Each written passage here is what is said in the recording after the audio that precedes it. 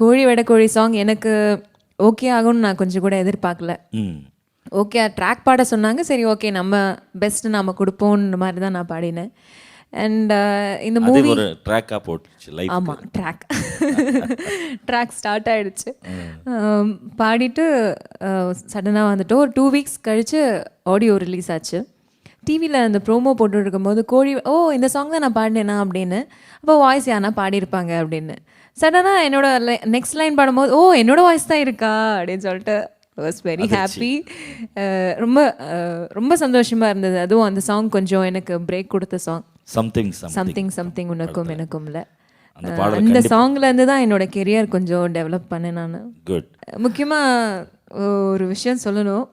இந்த கோழி வெட கோழி எனக்கு ஹிட் ஆகிட்ட உடனே நெக்ஸ்ட் பாடினது மியா மியா சாங் பூனை. அப்புறமா மயிலே மயிலே இறகு போடுன்னு ஆழ்வார் படத்தில் பாடினேன். ஃபுல்லாக அனிமல்ஸ் பற்றி பாடுறதுனால இவங்க வந்து அனிமல்ஸ் பற்றி தான் பாடுவாங்கன்னு சில பேர் கிண்டல் பண்ண ஆரம்பிச்சிட்டாங்க.